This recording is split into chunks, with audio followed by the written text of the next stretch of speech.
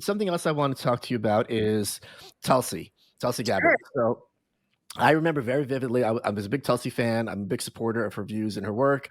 She comes on The View. Meghan McCain has her, Real Housewives hat on, and she's Oh like, "I'm yeah. going to put this bitch in her place." And you open it very nicely, somewhat. You're like, "Thank you for your service." Blah blah. Well, no, you weren't sarcastic. You're genuinely acknowledging her service. You obviously military means a lot to you and your family, and then you kind of rip into her about Assad and all this other Did stuff. not have a good first Right. interaction. And Yeah. first of all, she knew this was coming. There's no question she knew it was coming. I thought she handled it like extremely gracefully and tactfully. But now She you, is much classier than I am. Like she's a much classier person across the board than I am. I am a ratchet bitch, and but, but, we're but very now, opposite always. but Yeah, now you two are like joined at the hip. Were you there in the Oval Office when she was sworn in? I was. They Right. invited So me. Yeah. can we talk about this? What's the evolution of this Sure. friendship? And So please. she didn't like me either. She just again is classy and wasn't public about it. And I remember like basically that was a time in my life when I was really not thinking for myself in the same way that I do now as pre-COVID. I don't even know if my dad had died at that point. My dad dying really rocked just my worldview in general. And then COVID happened right after. And I got really radicalized like so many other people did. And when I had that first interaction, like it was bad. Like her campaign came out and like put a statement about me and like it They was did?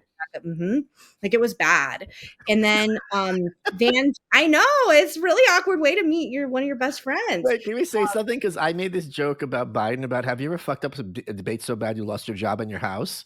And it's like, have you ever interviewed someone so bad that their campaign put out a statement about you? Holy crap. Yeah, Wow. I Okay. can again, this is probably all in the bowels of the internet someplace, but um Van Jones, the CNN contributor, and he's like pretty famous.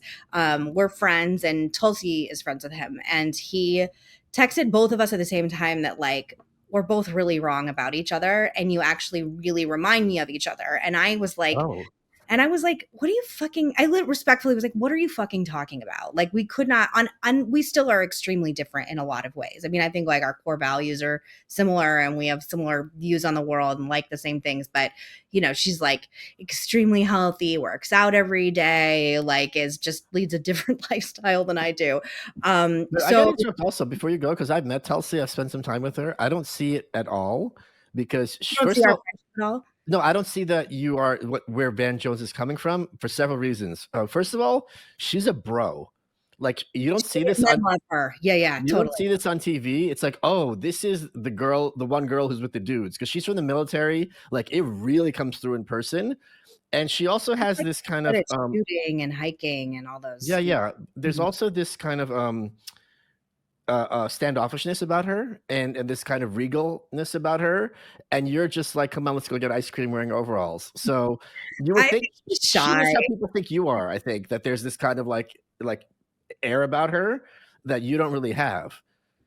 I mean, thank you. I think she's shy, like, and she would be like open about saying that she's shy. So I think that's like, but I agree, she's very regal. Like, she definitely like, if someone told me she was like a princess in her past life, I would Yeah. believe it. But how we ended up connecting was, Van said we have a lot in common. We should have lunch. And when right around that time, I had just again been public about having a miscarriage for a lot of different reasons, and I was going through like a lot of fertility shit.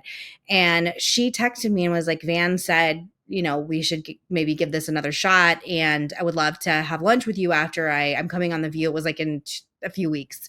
Cause again, some time had passed since the first interaction. And I was like, at that point in time, I was like very lonely, very isolated, going through this horrible trauma. Anyone that's had a miscarriage is fucking brutal. Um, and just still like just physically recovering and just like on The View, I just felt like I was losing my mind because I was so isolated and being told I was like evil every day backstage. So she texted me and I was like, you know what, fuck it. Okay, great. And then of all people, my husband was like, you're really misreading her. Like she really loves America. She's in the military. I agree with Van.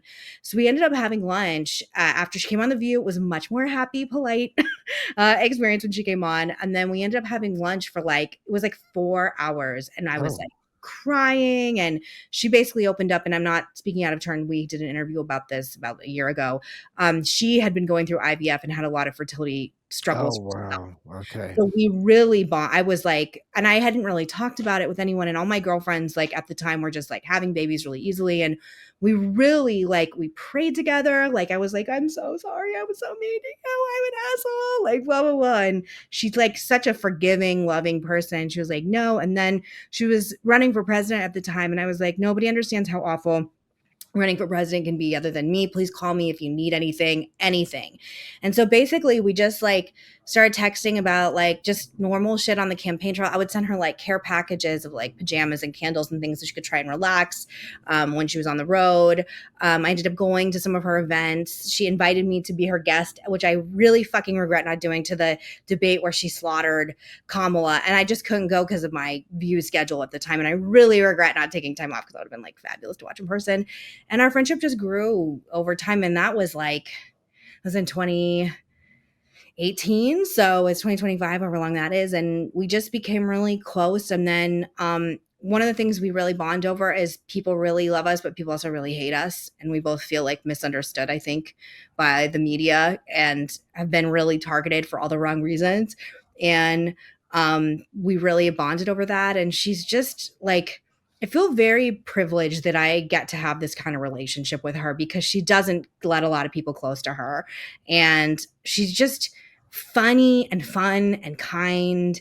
And I can always rely on her when it doesn't matter. Like she's like been in India and Thailand and traveling right now. And I can still text her. I had something happen that I need her advice on. She'll always text me back. Like she's just kind and like, she makes me feel really safe and seen, which I think is a hard thing in any friendship. And I love her very much. And I really regret ever being mean to her. I was, but again, like we all evolve and change. And, even on her meeting with Assad, I've evolved in the way I view it. And I've evolved in the way I view American wars. Like I think so Yeah. many other people have. So, and I'm lucky that you and other people like her have shown me grace to evolve.